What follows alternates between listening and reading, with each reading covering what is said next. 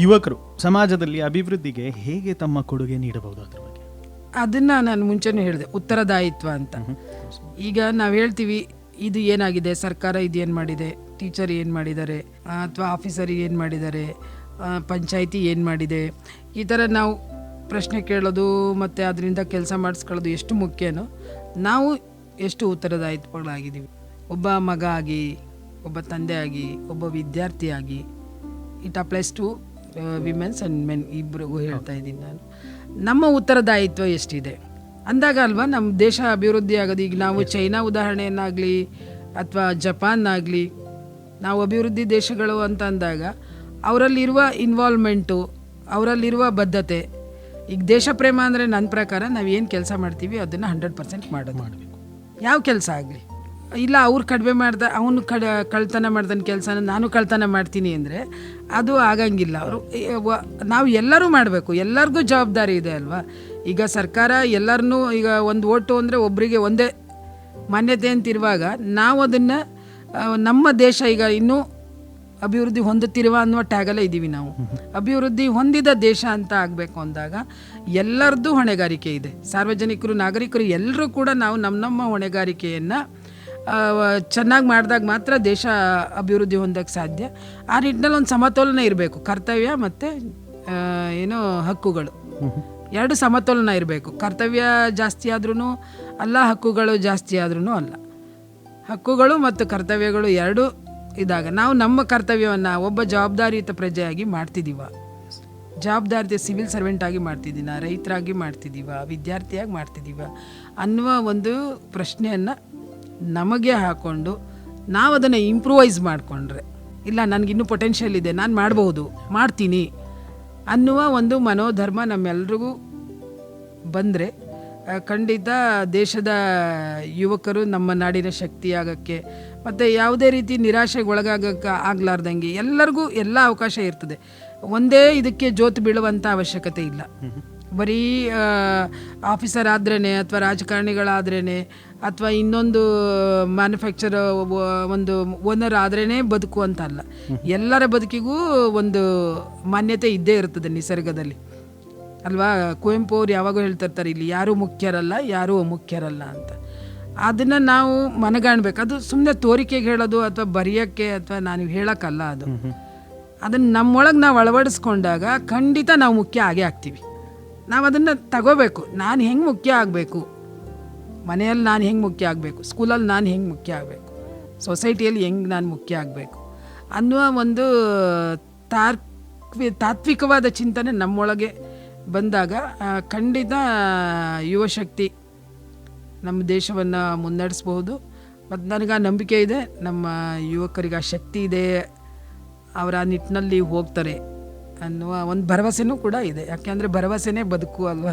ಸ್ನೇಹಿತರೆ, ಇದು ವಿಶೇಷ ಸಂದರ್ಶನ ಕಾರ್ಯಕ್ರಮ. ಇವತ್ತಿನ ಕಾರ್ಯಕ್ರಮದಲ್ಲಿ ಬೆಳಗಾವಿ ವಿಭಾಗದ ಪ್ರಾದೇಶಿಕ ಆಯುಕ್ತರು IAS ಶ್ರೀಮತಿ ಜಾನಕಿ KM ಅವರು ಕಾರ್ಯಕ್ರಮದಲ್ಲಿ. ಈಗ ತಾವು ಆಲ್ರೆಡಿ ಬಹಳಷ್ಟು ವಿಷಯಗಳನ್ನು ತಿಳಿಸಿದ್ದೀರಾ. ಅಂಥ ಸಂದರ್ಭದಲ್ಲಿ ಜೀವನದಲ್ಲಿ ಯಶಸ್ಸು ಸಾಧಿಸಲು ನೀವು ಅನುಸರಿಸುವ ಮೂಲ ಮೌಲ್ಯಗಳು ಯಾವುವು, ಅದರ ಬಗ್ಗೆ? ತುಂಬ ದೊಡ್ಡ ಪ್ರಶ್ನೆ. ಬಟ್ ನಾನು ಪ್ರಾಥಮಿಕ ಶಾಲೆಯಿಂದ ಹೆಂಗೆ ನನಗೆ ಅರಿವಿಗೂ ಯಾವಾಗ ಬಂತು ಆವಾಗಿಂದನೂ ನಾನು ಹೀಗೆ ಇರಬೇಕು ಅಂತ ನನಗೆ ನನ್ನದೇ ಒಂದು, ಈಗ ದೇಶಕ್ಕೊಂದು ಸಂವಿಧಾನ ಅಂತ ಇರುತ್ತಲ್ವ, ಹಿಂಗಿರಬೇಕು ಇದು ಹಿಂಗೆ ಮಾಡಬೇಕು ಅಂತ, ಹಾಗೆ ನಾನು ನನ್ನದೇ ಆದ ಒಂದು ಇದನ್ನು ನಾನು ಮಾಡ್ಕೊಂಡಿದ್ದೀನಿ, ಹಾಗೆ ಇರಬೇಕು ಅಂತ. ಅದು ಹೆಂಗೆ ಸಮಾಜಕ್ಕೆ ಯಾವಾಗೂ ಪೀಡನೆ ಆಗ್ದಂಗೆ, ನನ್ನ ಅಧ್ಯಯನ ಯಾವಾಗೂ ಚಾಲ್ತಿಲಿರುವ ಹಾಗೆ, ಪ್ರಕೃತಿಗೆ ಯಾವಾಗನೂ ಪೂರಕವಾಗಿರುವ ಹಾಗೆ, ನಾನು ಪ್ರಕೃತಿಯನ್ನು ಜಾಸ್ತಿ ಮಾಡೋದು ಬೇಡ, ಹಾಳು ಮಾಡಲಾರ್ದಂಗೆ, ನಿಸರ್ಗ ಸಹಜವಾಗಿ, ಸಹಜ ಮತ್ತು ಸರಳವಾಗಿ, ಅದೇ ನನ್ನ ಬದುಕಿನ ಮೌಲ್ಯ. ಸಹಜ ಮತ್ತು ನೀವು ಸರಳತೆಯಿಂದ ಬದುಕಿದರೆ ನಿಮ್ಮ ಬದುಕು ಸಮೃದ್ಧವಾಗತ್ತೆ, ಅನ್ಲಿಮಿಟೆಡ್. ಅದನ್ನು ನಾನು ಪ್ರತಿದಿನ ಚಿಕ್ಕವಳಿಂದನೂ ಅಳವಡಿಸ್ಕೊಂಡು ಬಂದಿದ್ದೀನಿ. ಅದು ಯಾವುದೇ ಆದರೂ ಅದು ಚೇಂಜ್ ಆಗಲ್ಲ. ಹೆಂಗೆ ಈಗ ನಿಮಗೆ ರೊಟ್ಟಿ ಮೇಯ್ನು ಇದಿರುತ್ತೆ, ನಮಗೆ ಅನ್ನ ಮುದ್ದೆ ಹೆಂಗೆ ಬದುಕಿನ ಮೂಲ ದ್ರವ್ಯ ಅಲ್ಲ, ನಿಮ್ಮೂರಲ್ಲಿ ರೊಟ್ಟಿ ನಮ್ಮೂರಲ್ಲಿ ಅನ್ನ, ಅದು ಏನಂತಾರೆ, ಏನು ಫುಡ್ ಅಂತೀವಲ್ಲ ನಾವು ಅದನ್ನು, Staple ಸ್ಟೇಪಲ್ ಫುಡ್. ಆ ಥರ ನನಗೆ ಸರಳತೆ ಮತ್ತು ಸಹಜತೆ ನನ್ನ ಬದುಕಿನ ಮೌಲ್ಯ. ನಾನು ಯಾವಾಗೂ ಅದನ್ನು ಕಾಪಾಡ್ಕೊಂಡಿದ್ದೀನಿ ಮತ್ತು ಅದು ನನಗೆ ತುಂಬ ಸಂತೋಷ ಕೊಡುತ್ತೆ. ದೊಡ್ಡ ಕನಸು ಕಂಡ್ರಿ, ನಿಮಗೆ ಗೊತ್ತಿರಲಾರ್ದಷ್ಟು ಪೊಟೆನ್ಷಿಯಲ್ ಶಕ್ತಿ ನಿಮ್ಮ ಜೊತೆಗೆ ಇರುತ್ತೆ. ನೀವು ಎಷ್ಟು ತೆಗಿತೀರೋ ಅದು ನಿಮ್ಮ ಸಾಮರ್ಥ್ಯಕ್ಕೆ ಬಿಟ್ಟಿತ್ತು. ಅದು ಅನ್ಲಿಮಿಟೆಡ್ ಸೋರ್ಸ್, ಅದು ನಿಮ್ಮದು. ನೀವು ಬೇರೆಯವ್ರದ್ದು ಹೇಳ್ಬೋದು, ನಿಮ್ಮ ಸೋರ್ಸ್ ನಿಮಗೆ ಎಷ್ಟು ಅಂತ ನಿಮಗೆ ಗೊತ್ತಿರೋದಿಲ್ಲ. ನೀವು ಅದನ್ನು ಅಸೈನ್ ಮಾಡ್ಕೋಬೇಕು. ಅದಕ್ಕೋಸ್ಕರ ನಾನು ಹೇಳಿದ್ದು, ಮುಂಚೆ ಹೇಳಿದೆ ನೋಡಿ, ನಿಮ್ಮೊಳಗೆ ನೀವು ಮಾತಾಡ್ಕೊಳ್ಳಿ, ನಿಮ್ಮ ವಿಮರ್ಶೆ ನೀವು ಮಾಡ್ಕೊಳ್ಳಿ. ಪ್ರತಿದಿನ ಒಂದು 5-10 ನಿಮಿಷ ನಿಮ್ಮ ಜೊತೆಗೆ ನೀವು ಮಾತಾಡಿ. ಎಲ್ಲ ಟೈಮು ನಾವು ಎಲ್ಲರ ಜೊತೆಗೂ ಮಾತಾಡ್ತೀವಿ. ನನಗೇನು ಬೇಕು, ನಾನೇನು ಮಾಡಿದ್ದೀನಿ, ಮತ್ತು ನಾವು ಯಾವಾಗಲೂ ಪ್ಲಸ್ಸೇ ಮಾಡಿರೋದಿಲ್ಲ, ಯಾರೂ ಮಾಡಿರೋದಿಲ್ಲ. ಒಂದಿನ ನಂದು ಓಲ್ಡೇ ನಾನು ವಾಪಸ್ ನೋಡ್ದಿವಾಗ ಸಂಜೆ ಆದಾಗ ನಾವು ಬೆಳಗ್ಗೆಯಿಂದ ಸಂಜೆವರೆಗೆ ಏನು ಆ್ಯಕ್ಟಿವಿಟೀಸ್ ಆಯಿತು ಅಂತ ನಾವು ತಿರುವಿ ಹಾಕ್ತೀವಲ್ವಾ, ಆವಾಗ ನಾವು ಎಲ್ಲನೂ 100% ಸರಿ ಮಾಡಿರೋದಿಲ್ಲ.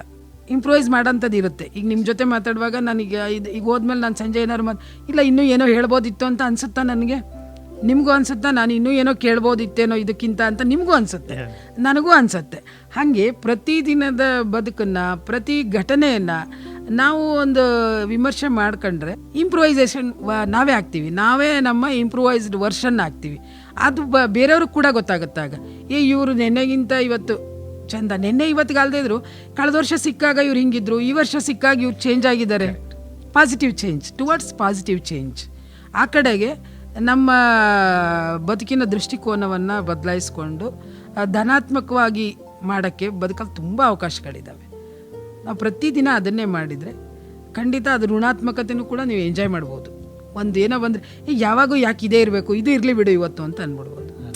100 ಈಗ ನೀವು 10 ನೀವು ಮೈಸೂರು ಪಾಕೆ ತಿಂದು ಒಂದು ಯಾವುದೋ ಒಂದಿದ್ರೆ ಅದೇ ತಿಂದು ಇದಾಗಿತ್ತು, ಇದನ್ನು ತಿಂದರೆ ಸರಿ ಹೋಗಿ ಬಿಡು ಅಂತ ನೀವು ಅದೇ ನೀವು 9 ಬೇರೆ ತಿಂದು 1 ಮೈಸೂರು ಪಾಕ್ ತಿನ್ನೋದಕ್ಕಿಂತ ಬದುಕಲ್ಲಿ ಅವಕಾಶ ಇದ್ದಾಗ ಯಾಕೆ ಋಣಾತ್ಮಕತೆ ಕಡೆ ಹೋಗೋದು ಬೇಡ. ಧನಾತ್ಮಕ ವಿಷಯಗಳಿಂದ ನಾವು ಪ್ರತಿದಿನ ಪಾಠ ಕಲಿಬೇಕು. ಮತ್ತು ಆ ಘಟನೆ ಆಗಲಿ, ಆ ಸಂದರ್ಭವನ್ನಾಗಲಿ, ಸನ್ನಿವೇಶನ ನಾವು ಧನಾತ್ಮಕತೆಗೆ ತೆಗೆದುಕೊಂಡು ಹೋಗುವಂಥ ಸಾಮರ್ಥ್ಯ ಗಳಿಸ್ಕೋಬೇಕು. ಧ್ವನಿ ಧ್ವನಿ ಇದು ನಮ್ಮ ಧ್ವನಿ, ಕೇಳಿ ಕನಸು ನನಸ